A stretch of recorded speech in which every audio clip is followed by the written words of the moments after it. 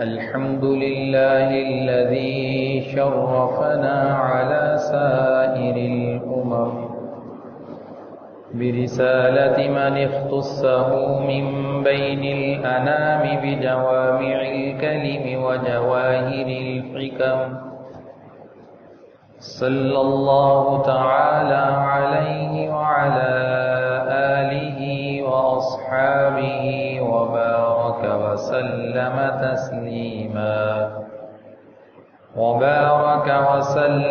تسليما كثيرا أما بعد فأعوذ بالله من الشيطان الرجيم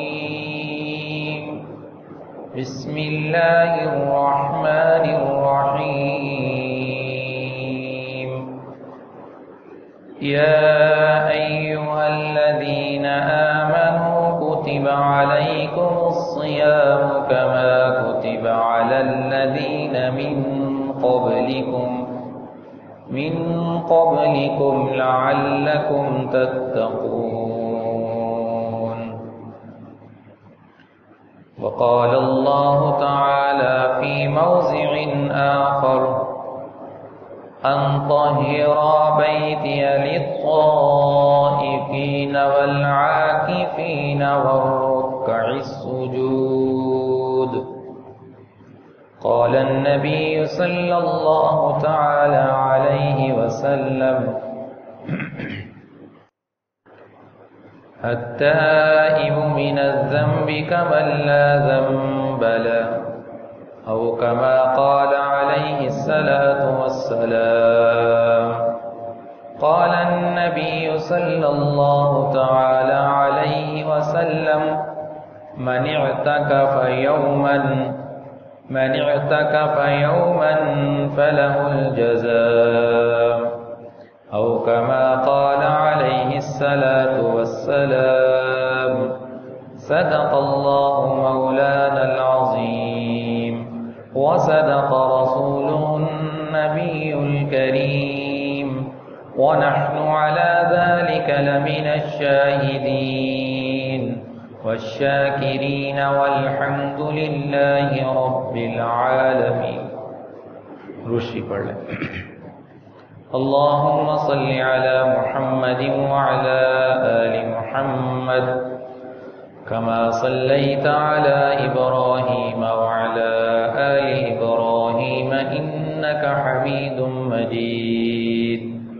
اللهم بارك على محمد وعلى آل محمد كما باركت على إبراهيم وعلى آل إبراهيم إنك حميد مجيد. میرے محترم دوستو، بزرگوں، عزیزوں، رمضان المبارک کا مبارک مہینہ اپنی رحمتوں کے ساتھ، برکتوں کے ساتھ گزر رہا ہے. خوش قسمت ہیں وہ لوگ جو رمضان المبارک کی ان مبارک گھڑیوں سے مستفید ہو رہے ہیں. اللہ تعالیٰ نے رمضان کے مہینے میں جو احکامات اپنے بندوں کو عطا فرمائے، وہ خوشی سے اللہ کے ہر حکم کو اپنے سینے سے لگا رہے ہیں اور اللہ کے ہر حکم پر عمل کر رہے ہیں. اور انہی لوگوں کے لیے اللہ تعالیٰ نے رمضان کے آخر میں ایک رات بنائی ہے. حدیث میں اس رات کا نام لیلۃ الجائزہ ہے. لیلۃ الجائزہ کہتے ہیں انعام کی رات. اللہ اس رات اپنے ان بندوں کو جنہوں نے رمضان کی قدر کی، جنہوں نے رمضان کے ہر عمل کو اپنے سینے سے لگایا، جنہوں نے رمضان کی ہر عبادت کو خوشی سے قبول کیا اور اللہ کے سامنے آہوزاری کرتے ہوئے پورا رمضان گزار دیا، اس رات اللہ ان کے لیے انعام کا اعلان فرماتے ہیں. ان کے لیے روزے کا انعام کا اعلان، صدقہ فطر کے انعام کا اعلان، تلاوت کے استغفار کے انعامات کا اعلان اس رات ہوتا ہے. اور اس رات اعلان ہوتا ہے کہ اللہ نے تم سب کو معاف کر دیا، اللہ نے تم سب کو بخش دیا. تو انعام اسے ملتا ہے جو محنت کرتا ہے، جو پاس ہوتا ہے.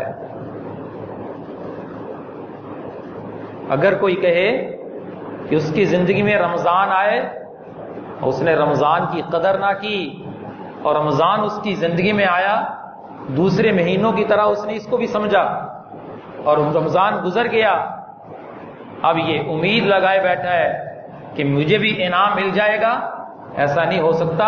دنیا کے اندر بھی یہ قانون نہیں ہے کہ جو طالب علم محنت نہ کرے، اپنی امتحان میں پاس نہ ہو، اسے انعام نہیں ملتا.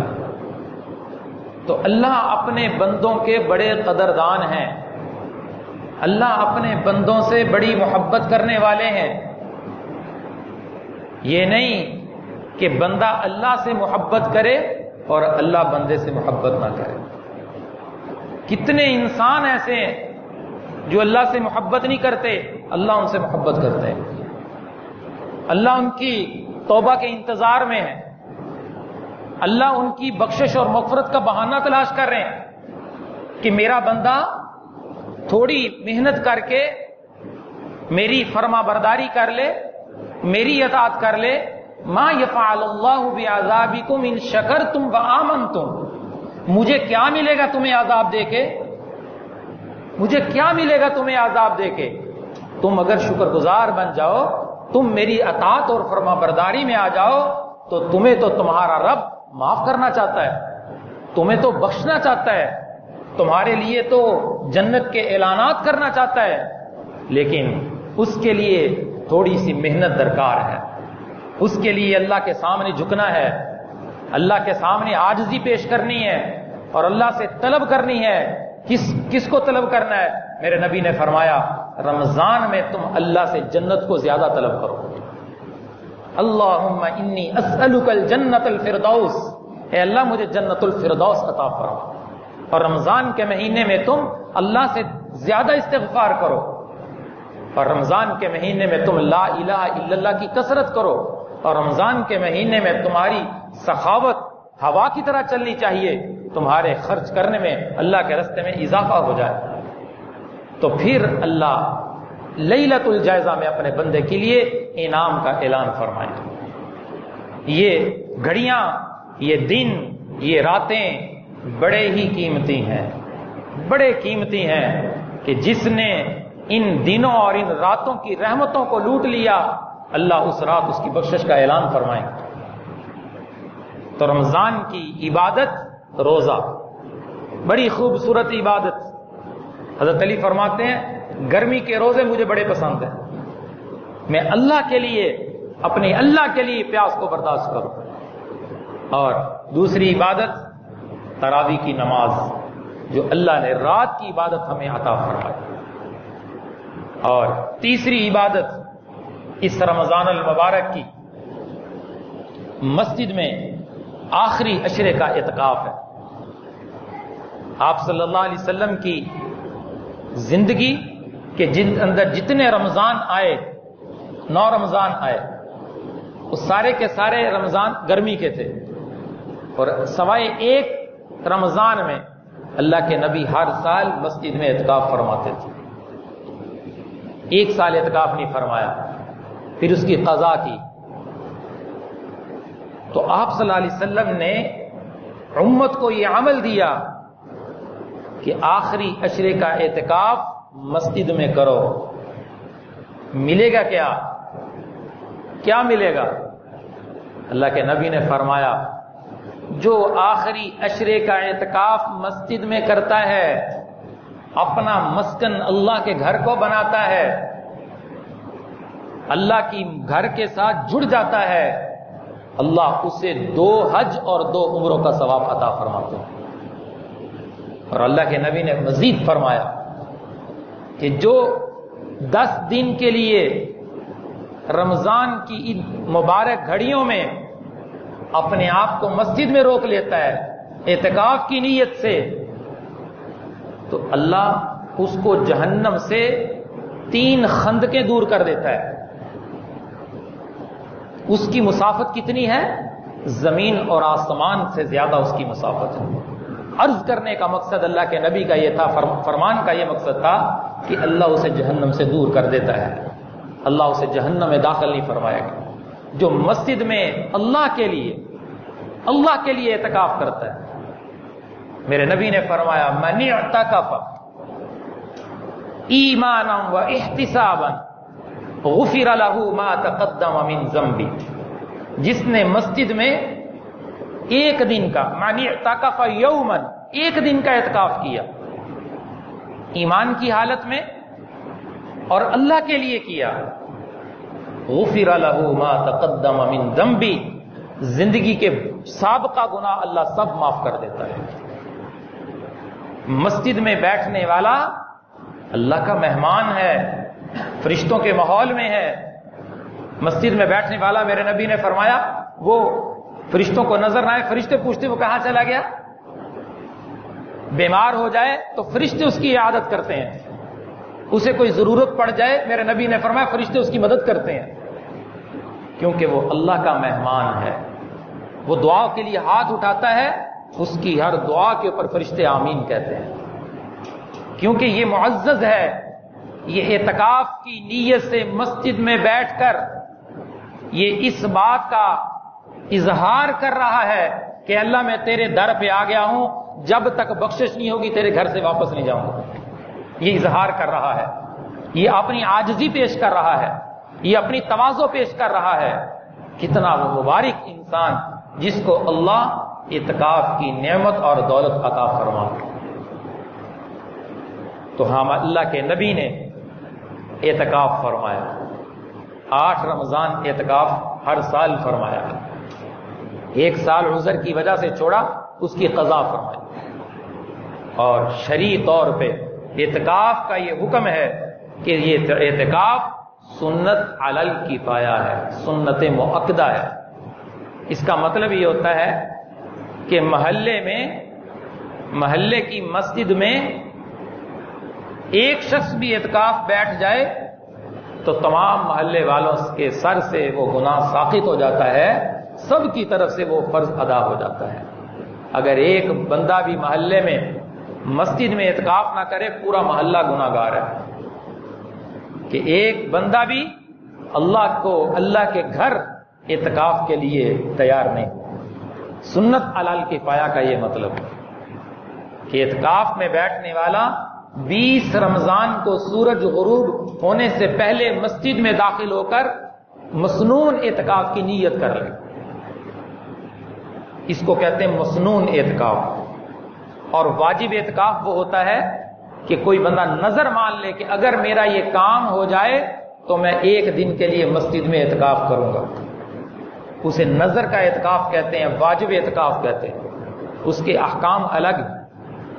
اور ایک نفلی اعتکاف ہوتا ہے، ابھی آپ مسجد میں داخل ہوئے، آپ نیت کر لیں کہ جب تک میں مسجد میں بیٹھا ہوں میں اعتکاف کی نیت کرتا ہوں۔ اب آپ کا مسجد میں بیٹھنے میں اور نیکیاں تو مل رہی تھیں، اعتکاف کی نیکی بھی شامل ہو گئی، اعتکاف کی نیکی شامل ہو گئی۔ نویت سنت الاعتکاف ما دمت فی ھذا المسجد، عربی میں نیت کہ جب تک میں مسجد میں ٹھہرا ہوں میں اعتکاف کی نیت کرتا ہوں، تو ہے نفلی اعتکاف۔ اب آخری عشرے میں مسلمان اللہ کی طرف سے اترنے والی رحمتوں کو لوٹنا چاہتا ہے تو نیت کر لے کہ انشاءاللہ مسنون اعتکاف ہوگا۔ اور اگر کسی میں پورے 10 دن اعتکاف کی ہمت نہیں تھی، عذر تھا، 10 دن مسجد میں اعتکاف پہ نہیں بیٹھ سکا، تو اس کا یہ مطلب نہیں اب وہ اعتکاف ہی نہ کرے، اب وہ مسنون اعتکاف نہیں کر سکا، وہ نفلی اعتکاف کر لے، آخری عشرے میں نفلی اعتکاف کر لے۔ اور نفلی اعتکاف 1 دن کا بھی ہو سکتا ہے، 2 دن کا بھی ہو سکتا ہے، 3 دن کا بھی ہو سکتا ہے، جتنے دن مرضی کر لیں، صبح سے شام تک، عشاء تک مسجد میں رک جائیں اعتکاف کی نیت سے۔ اعتکاف والوں سے مشابہت ہو جائے گی، اللہ کی طرف سے اترنے والی رحمتوں سے یہ بھی مستفید ہو جائے گا۔ ہمارے لوگ یہ سمجھتے ہیں کہ جس نے 10 دن پورے نہیں کر سکتا وہ اعتکاف ہی نہیں بیٹھ سکتا۔ اگرچہ وہ مسنون اعتکاف نہیں ہوگا، وہ نفلی اعتکاف ہوگا، لیکن اللہ کی رحمتیں تو اس کو بھی ملیں گی جس نے نفلی اعتکاف سے اپنے آپ کو نفلی اعتکاف کی نیت سے مسجد میں روک لی۔ اور سب سے بڑی خوبصورت بات کہ اعتکاف کرنے والا ہمہ وقت اللہ کی عبادت میں، اور لیلۃ القدر کی جو عبادت کا ثواب اعتکاف کرنے والے کو مل جائے گا۔ اس نے رات بھر عبادت نہ بھی کی، اب بلند تو کرتے ہیں، مسجد میں اعتکاف کرنے کا مقصد ہی اللہ کی طرف رجوع ہے، بالفرض اگر پوری رات نہ کر سکا تو لیلۃ القدر کی عبادت کا ثواب اس کے نامہ اعمال میں لکھ دیا جائے گا، کیونکہ مسجد میں آیا کس لیے؟ اللہ سے بخشش اور مغفرت مانگنے آیا ہے۔ اس مہینے میں سب سے بڑا عظیم عمل مسلمان کے لیے اللہ کے دربار عالی سے معافی کا اعلان ہے کہ اللہ اپنے دربار سے اپنے بندوں کے لیے معافی کا اعلان فرماؤ۔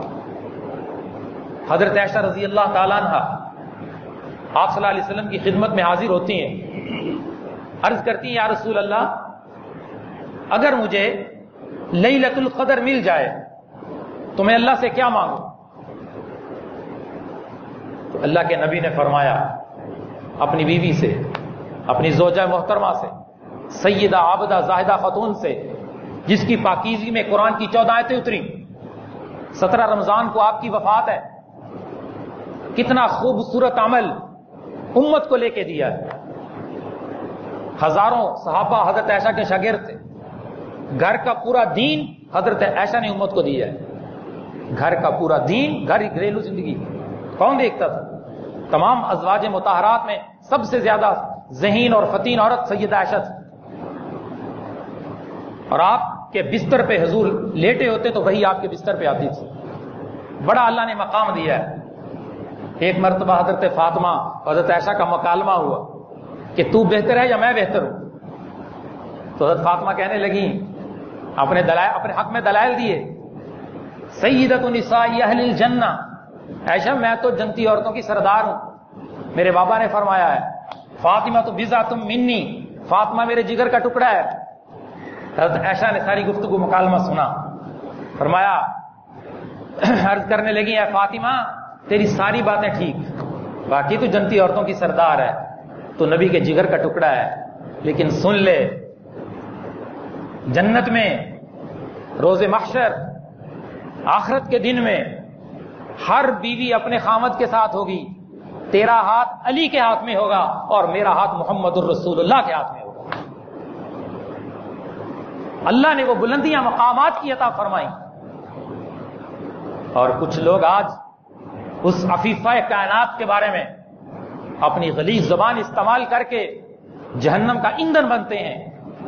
کیا خوبصورت عمل لے کر امت کو دیا کہ یا رسول اللہ اگر مجھے لیلۃ القدر ملے تو مجھے اللہ سے کیا مانگنا چاہیے؟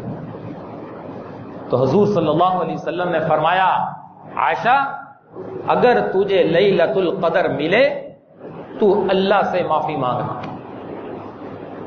اللہ کے خزانوں میں اپنے بندوں کے لیے بہت بڑا خزانہ، ہمارے لیے بہت بڑا انعام، ہمارے لیے بہت بڑی نعمت اللہ کے دربار سے معافی ہے۔ اس لیے تو اپنی زوجہ محترمہ کو فرمایا کہ تو اللہ سے معافی مانگنا، اور ایک دعا بتائی اللہم انکا عفو تحب العفو فاعف عنی، اے اللہ آپ معاف کرنے والے ہیں، معافی کو پسند فرماتے ہیں، مجھے معاف کر دیجیے۔ یہ دعا لے کر رمضان کا مہینہ میرے بھائیوں، میرے عزیزوں، اس میں اللہ سے خوب معافی مانگ لیں، اور اللہ بڑے قدردان ہیں۔ کبھی اللہ کی ذات سے بدگمان نہ ہونا کہ پتہ نہیں میں معافی تو مانگ رہا ہوں، پتہ نہیں مجھے معافی ملے گی یا نہیں ملے گی۔ اللہ اپنے بندے کے گمان کے مطابق فیصلہ کرتے ہیں، حدیث پاک میں آتا ہے۔ اللہ کی ذات کے اوپر بندوں کا یقین اٹھ گیا ہے، اس لیے تو کام نہیں سیدھے ہو رہے۔ اللہ سے مانگو، کامل یقین سے مانگو کہ میری دعا قبول ہو چکی ہے۔ اگر دنیا میں وہ چیز نہیں ملی، اللہ ان دعاؤں کا ذخیرہ تمہیں آخرت میں دکھائے گا، اور یہ بندہ تمنا کرے گا کہ کاش میری دنیا میں کوئی دعا قبول نہ ہوتی، آج مجھے یہ انعام ملتا۔ صحابہ کے اوپر جب فراوانی دنیا کی آئی، صحابہ پریشان ہو گئے کہ کہیں ہمارے اعمال کا بدلہ ہمیں دنیا میں تو نہیں مل گیا، پریشان ہو گئے۔ تو یہ مہینہ اللہ سے صلح کا مہینہ ہے، یہ مہینہ اللہ کو منوانے کا مہینہ ہے، اور کسی کو منوانے کے لیے کوئی اس کا تعلق والا اس کے در پہ لے کے جاتے ہیں کہ آپ کا دوست لے کے آئے ہیں، آپ کا عزیز لے کے آئے ہیں، اس کا واسطہ دیتے ہیں، ہماری بات مان لو، ہم سے صلح کر لو۔ یہ رمضان کا مہینہ اللہ کا مہینہ ہے، شہر رمضان شہر اللہ، میرے نبی کا فرمان، یہ رمضان کا مہینہ اللہ کا مہینہ ہے۔ تم اپنی دعا میں اللہ کے اس مہینے کو واسطہ بناؤ کہ اللہ تیرے رمضان کا واسطہ، تیری رحمت کا واسطہ، تیرے نبی پاک کا واسطہ تو ہمیں معاف فرما دے، تو ہماری بخشش فرما دے۔ تو پھر میرے نبی کا فرمان کہ جس نے گناہوں سے توبہ کر لی، التائب من الذنب کمن لا ذنب له، وہ ایسے ہو جاتا ہے جیسے اس نے کبھی گناہ نہیں کیا تھا۔ جس نے گناہ سے توبہ کی وہ ایسے ہو جاتا ہے جس نے اس نے کبھی گناہ نہیں کیا۔ بیٹا نافرمان ہو، بیٹا اپنے باپ کی نافرمانی کر رہا ہو تو باپ اس کو بیٹا نہیں کہے گا، اس وقت جب وہ نافرمانی کر رہا ہوگا باپ اسے کبھی اسے بیٹا کہہ کے نہیں پکارے گا کہ یہ تو نافرمان ہے، وہ اس کو آگ کرنے کے چکر میں ہوگا، وہ اسے وراثت سے محروم کرنے کے چکر میں ہوگا کہ یہ تو نافرمان۔ لیکن اللہ کا قرآن، اللہ نے گناہ گاروں کا تذکرہ کیا، ان کے اوپر رحمت کا تذکرہ کیا تو فرمایا قل یا عبادی الذین اسرفوا، اے میرے بندو، اے میرے بندو، اگر تم نے اپنے اوپر ظلم کر رکھا ہے، گناہ کر کے نماز چھوڑی تم نے ظلم کیا، روزہ چھوڑا تم نے ظلم کیا، تراویح کی نماز چھوڑی تم نے ظلم کیا، روزے کی حالت میں تم نے غیبت کی تم نے ظلم کیا، تمہاری نظر غلط استعمال ہوئی تم نے ظلم کیا، تم نے جھوٹ بولا تم نے ظلم کیا، تم نے دھوکہ دیا تم نے ظلم کیا، تم نے رشوت لی تم نے ظلم کیا، تم نے کسی کے ساتھ فراڈ کیا تم نے ظلم کیا، تم نے اپنی بیٹیوں کو وراثت سے محروم کیا، تم نے جنت سے اپنا حصہ ختم کر لیا، یہ سارے گناہ کر کے مسلمان اپنے اوپر ظلم کرتا ہے تو میرے رب کا اعلان ہے یا عبادی الذین اسرفوا علی انفسہم، اگر تم نے اے میرے بندو اپنے اوپر ظلم کر رکھا ہے لا تقنطوا من رحمت اللہ کی رحمت سے مایوس نہ ہونا، کیوں؟ ان اللہ یغفر الذنوب جميعا، اللہ سارے گناہوں کو معاف کرنے والا ہے، کیونکہ انہ هو الغفور الرحیم، اللہ فرماتے میری صفت غفور بھی ہے، میری صفت رحیم بھی ہے، میں معاف بھی کرتا ہوں اور معاف کرنے کے بعد اپنی رحمت بھی نازل کرتا ہوں۔ یہ میرا رب اپنے بندوں سے پیار کر رہا ہے، محبت کر رہا ہے، لیکن یہ بھولے بھالے انسان اللہ کی طرف لوٹنے کے لیے تیار نہیں ہے۔ کتنے نادان ہیں وہ مسلمان جو رمضان کی قدر ہی نہیں کر رہے، اچھی خاصی صحت ہونے کے باوجود روزے نہیں رکھتے، اللہ نے طاقت اور ہمت دینے کے باوجود تراویح کی نماز سے چھٹی، ایک دن تراویح کی 20 رکعتیں پڑھنی نصیب نہیں ہوئی، بڑی بھاری لگتی ہیں جی، بڑی مشکل ہے۔ نہیں بھائی، یہ گناہوں کا بوجھ ہے، یہ تیرا دل سیاہ ہے کہ تجھے اللہ اپنے سامنے کھڑا ہونے کی توفیق ہی نہیں دے رہا، تجھے اللہ کا قرآن سننے کی توفیق ہی نہیں مل رہی، تو اللہ سے معافی مانگ، تو اللہ سے صلح کر، تو گناہوں سے بھرا ہوا دل صاف کر، استغفار کر کے ذکر کر کے، پھر اللہ تجھے تراویح کی بھی توفیق دے گا۔ مانگ اللہ سے مجھ سے تراویح کیوں نہیں پڑھی جا رہی۔ کتنا وہ بدقسمت ہے، کتنا وہ محروم ہے جو رمضان کی قدر نہیں کر رہا، رمضان کی عبادات کو اپنے سینے سے نہیں لگا رہا، اور اتنے بڑے انعام سے محروم رہ رہا ہے۔ بخشش کتنا بڑا انعام ہے، مغفرت اللہ کے خزانوں میں کتنی بڑی چیز ہے، جو اللہ کے نبی اپنی زوجہ کو بتا رہے کہ اللہ سے معافی مانگنا یہ انعام ملنے والا ہے کس کو؟ جو رمضان کی قدر کرے، جو رمضان کی عبادات کو سینے سے لگائے گا اس کو یہ انعام ملنے والا ہے۔ اور اللہ سے معافی مانگنے والے ایسے ہو جاتے ہیں جیسے کبھی انہوں نے گناہ نہیں کی۔ اور اللہ کا دوسرا فرمان الا من تاب وآمن وعمل عملا صالحا فاولئک یبدل اللہ سیئاتہم حسنات، جو لوگ توبہ کر لیتے ہیں، ایمان والے پکی توبہ کر لیتے ہیں، گناہوں کو اپنی زندگی سے نکال دیتے ہیں، پھر نیک عمل شروع کر دیتے ہیں، اللہ ان کے نامہ اعمال سے گناہوں کو مٹا کر وہاں نیکیاں لکھ دیتے ہیں۔ یبدل اللہ، نیکیاں تو کی نہیں، یہ اللہ کا احسان ہو رہا ہے، اللہ اپنے بندوں کے ساتھ احسان والا معاملہ کر رہے، لیکن بندے پتہ نہیں کدھر جا رہے، اور اللہ شکوہ کر رہے قرآن میں، یا ایھا الانسان ما غرک بربک الکریم، اے انسان تو اپنے رب کریم کو چھوڑ کر کدھر جا رہا ہے؟ تو یا ایھا الانسان، یا ایھا المؤمن نہیں، یا ایھا المسلم نہیں، ساری دنیا کے انسانوں سے خطاب ہے، یا ایھا الانسان، اے انسانوں تم بہت بڑے دھوکے میں اپنے رب کریم کو چھوڑ کر کدھر جا رہے ہو؟ تم دھوکے میں پڑ چکے ہو۔ کیوں؟ انما اموالکم واولادکم فتنہ، تمہاری اولاد، تمہارا مال تمہارے لیے فتنہ بنا دیا گیا ہے۔ اولاد کی محبت میں گناہ نہ کرنا، بیوی کی محبت میں اللہ کی نافرمانی نہ کرنا، اور مال کی محبت میں بھی اللہ کے حکم کا نہ توڑ دینا، یہ دونوں چیزیں تمہارے لیے آزمائش ہیں، تمہارے لیے امتحان ہیں۔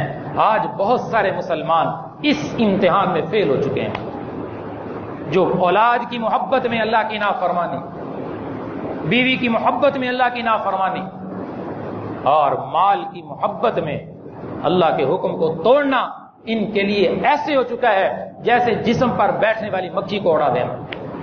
اتنا ہلکا ان کے نزدیک اللہ کا حکم ہے، باپ کا حکم ان کے سامنے زیادہ عزیز ہے، دوست کا حکم ان کے آگے زیادہ عزیز ہے، ملازم کے آگے افیسر کا حکم زیادہ اہمیت رکھتا ہے، لیکن اللہ کا حکم ان کے آگے اہمیت نہیں رکھتا، کیونکہ دل اللہ کی عظمت سے خالی ہے۔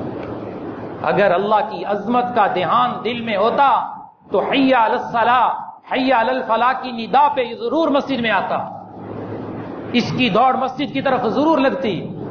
اگر اس کے دل میں اللہ کے حکم کی عظمت ہوتی تو کبھی روزہ نہ چھوڑتا، اگر اس کے دل میں اللہ کے حکم کی عظمت ہوتی کبھی زکوٰۃ کے حکم کو مپال نہ کرتا، کبھی اندازے سے زکوٰۃ نہ دیتا، ایک ایک پائی کو شمار کر کے اللہ کے رستے میں زکوٰۃ نکالنے کا اہتمام کرتا۔ یہ دل اللہ کی عظمت اور محبت سے جب خالی ہوا ہے تو یہ سارے حکم اللہ کے ٹوٹنے شروع ہو گئے۔ یہ رمضان کے 15-16 دن باقی ہیں، ان میں اپنی زندگی میں انقلاب لانے کا عزم کر لیں اور اللہ سے صلح کر لیں، اللہ سے صلح کر لیں۔ یہ وقت ہے، یہ وقت ہے، اللہ کی طرف سے اپنے بندوں کی توبہ کا انتظار ہے۔ اللہ نے 2 فرشتے بٹھائے ہیں، ایک نیکیاں لکھ رہا ہے اور ایک برائیاں لکھ رہا ہے۔ اذ یتلقى المتلقیان عن الیمین وعن الشمال قعید، ایک فرشتہ میں نے سورۃ القاف 26واں پارہ میں نے دائیں بٹھایا ہے اور ایک بائیں بٹھایا ہے۔ کیا کر رہے ہیں؟ ما یلفظ من قول الا لدیہ رقیب عتید، تمہاری زبان سے نکلنے والے ہر لفظ کو لکھتے جا رہے ہیں۔ نیکیاں لکھنے والے فرشتے کو آرڈر ہے، کیا آرڈر ہے؟ میرا بندہ نیکی کی نیت کرے تو نیکی لکھ لینی ہے، نیکی کی نیت کرے نیکی لکھی جائے، نیکی کی طرف قدم اٹھائے نیکی لکھی جائے، اور نیکی کر لے 70 گنا لکھا جائے۔ گناہ لکھنے والے فرشتے کو آرڈر ہے، میرا بندہ گناہ کا ارادہ کرے گناہ نہیں لکھنا، گناہ کی طرف چلا گناہ نہیں لکھنا، گناہ کر لیا تب بھی نہیں لکھنا، توبہ کا انتظار کرنا ہے۔ جب یہ مصر ہو جاتا ہے، جب گناہ پہ اڑ جاتا ہے، پھر اس سے اللہ کی رحمت رک جاتی ہے۔ ہاں، یہ توبہ کا عمل اتنا خوبصورت اللہ نے توبہ کا عمل دیا ہے، گناہ ہو جائے تمہیں توبہ کے بغیر چین نہ آئے، تم توبہ کرو اور اللہ سے جلدی صلح کر لو، کہیں ایسا نہ ہو کہ اسی حالت میں موت آ جائے تو اللہ کو کیا منہ دکھاؤ۔ تو رمضان کی ان گھڑیوں کی قدر کر لیں، جنہوں نے اب تک سستی کی ہے اب تک غفلت کی نیند سوئے رہے، اب جاگ جائیں، اب بیدار ہو جائیں، اب قدر کر لیں، اور لیلۃ الجائزہ جو رمضان کے آخر میں آنے والی رات، اس دن تمہارا بھی آسمانوں پہ نام لے کر اعلان ہو جائے کہ فلاں بن فلاں بھی بخش دیا گیا ہے، فلاں بن فلاں بھی معاف کر دیا گیا ہے۔ تو کس کی معافی ہوگی؟ جو اس مہینے کی قدر کرے گا، ان راتوں کی قدر کرے گا، ان دنوں کی قدر کرے گا۔ کرتے ہیں سارے بھائی عزم کہ انشاءاللہ ہم رمضان کی قدر کریں گے۔ اور آخر میں ایک بات ختم نبوت کے حوالے سے، کہ میڈیا کے اندر یہ خبریں گردش کر رہی ہیں کہ ہماری حکومت، جب سے یہ حکومت آئی ہے، قادیانیوں نے سر اٹھانا شروع کر دیا ہے۔ آئے دن کوئی نہ کوئی مسئلہ کھڑا ہوتا ہے، کبھی حج فارم سے عقیدہ ختم نبوت کو نکال دیتے ہیں، پھر صفائیاں پیش کرتے ہیں کہ ہمیں تو پتہ نہیں چلا، کبھی سکول کتابوں کے اندر جو سبق ہے، اردو کی کتابوں میں، اسلامیات کی کتابوں میں، کہ آپ صلی اللہ علیہ وسلم آخری نبی ہیں، مسلمان بچوں کو پڑھایا جاتا ہے عقیدہ ختم نبوت، اس کو نکال دیتے ہیں۔ آئے دن قادیانی سر اٹھا رہے ہیں اور حکومت کی سرپرستی میں۔ اب چند دن پہلے کی بات ہے کہ حکومت نے قادیانیوں کو اقلیتوں میں شامل کرنے کی منظوری دے دی کہ ان کو اقلیتوں میں شمار کیا جائے۔ اقلیتیں وہ ہوتی ہیں جو ایک مذہب رکھتی ہیں۔ عیسائی ایک مذہب ہے، یہودی ایک مذہب ہے، سکھ ایک مذہب ہے، ہندو ایک مذہب ہے، یہ سب کو اقلیت سمجھا جاتا ہے۔ یہ ہمارے ملک میں اپنا الگ مذہب تسلیم کر کے اور امن و ایمان کے ساتھ معاہدہ کر کے اسلامی ملک میں رہتے ہیں، ان کو کہا جاتا ہے یہ اقلیتیں ہیں۔ اور قادیانیوں کو بھی اس کیٹاگری میں شامل کرنے کی کوشش کی جا رہی ہے۔ باقاعدہ وفاقی مذہبی امور کے وزیر نے کہا ہے کہ کابینہ کے اندر 5-6 ارکان نے اس بات کی حمایت کی ہے کہ ان کو اس کیٹاگری میں شامل کیا جائے، اقلیتوں والے کمیشن میں انہیں بٹھایا جائے، جبکہ وہ اقلیتوں میں نہیں ہے۔ یہ دھوکہ آج مسلمان کو یہاں سے دیا جا رہا ہے۔ کچھ بھولے مسلمان جنہیں سمجھ نہیں، جنہیں علم نہیں، بغیر علم کے فتوے دے رہے کہ یہ اقلیتوں میں نہیں آتے۔ قادیانی ہم کیوں کہتے ہیں؟ قادیانی کا حکم اسلام کے اندر مرتد کا ہے کہ انہوں نے اسلام کو حق سمجھتے ہوئے اسلام سے دستبرداری کا اعلان کر دیا ہے کہ آپ صلی اللہ علیہ وسلم کے بعد نبوت کو تسلیم کرتے ہیں، اور جبکہ میرے اور آپ کے نبی آخری نبی ہیں۔ ما کان محمد ابا احد من رجالکم ولکن رسول اللہ وخاتم النبیین لا نبی بعدی، میرے بعد کوئی نبی نہیں۔ تو یہ مرتد ہیں، اور مرتد کی سزا اسلام میں تو قتل ہے۔ ان کو اقلیت کیسے شمار کیا جا سکتا ہے؟ مرتد کا کوئی مذہب نہیں۔ اور دوسری بات یہ ہے کہ قادیانی کبھی بھی اپنے آپ کو کافر تسلیم کرنے کے لیے تیار نہیں۔ ہمارے علماء نے کہا ہے حکومت کو کہ اگر آپ اس کمیشن میں انہیں داخل کرنا چاہتے ہیں، وہ مذہب تسلیم کریں، وہ کہیں ہم کافر ہیں، پھر انہیں بٹھاؤ، پھر ہم اجازت دیں گے۔ وہ تو اپنے آپ کو کافر ڈکلیئر ہی نہیں کرتے، وہ تو اپنے آپ کو کافر تسلیم ہی نہیں کرتے، وہ کہتے ہیں ہم احمدی مسلمان ہیں، ہم احمدی مسلم ہیں، اور مسلمان کا لبادہ اوڑھ کر کفر پھیلا رہے ہیں، مسلمان کا لیبل لگا کر۔ یہ ہم قرآن کو بھی مانتے ہیں، ہم محمد رسول اللہ کو بھی مانتے ہیں، ہم احادیث کو بھی مانتے ہیں، ہم اللہ کو بھی مانتے ہیں، پھر بھی ہمیں کافر کہا جا رہا ہے۔ تو آپ بتائیے کہ مسیلمہ کذاب، جس نے آپ صلی اللہ علیہ وسلم کی زندگی کے آخری ایام میں نبوت کا اعلان کیا تھا، اور آپ علیہ الصلوۃ والسلام کی طرف اس نے خط لکھا تھا کہ میں بھی اللہ کا رسول ہوں، تو اللہ کے نبی جو خط لے کر آئے تھے، اللہ کے نبی نے انہیں کہا تھا، فرمایا اگر تم قاصد نہ ہوتے تو میں تمہیں قتل کروا دیتا۔ اس کذاب کے خلاف صحابہ نے جہاد کا اعلان کیا، اور اس کذاب کے خلاف جہاد کرتے ہوئے 1200 صحابہ شہید ہوئے۔ 1200 صحابہ میں 700 صحابہ کرام حفاظ کرام اور قراء کرام تھے۔ کس کے لیے شہید ہوئے؟ ختم نبوت کے تحفظ کے لیے۔ صحابہ نے قربانیاں پیش کی۔ تو مسیلمہ کذاب اللہ کو نہیں مانتا تھا، اللہ کے نبی کو رسول بھی مانتا تھا، قرآن کو بھی مانتا تھا، لیکن وہ کہتا تھا کہ نبی علیہ السلام آخری نبی نہیں ہے، آپ کے بعد بھی نبوت جاری ہے۔ ہمارا عقیدہ ہے، اسلام کا بنیادی عقیدہ ہے کہ اللہ کے نبی آخری نبی ہے۔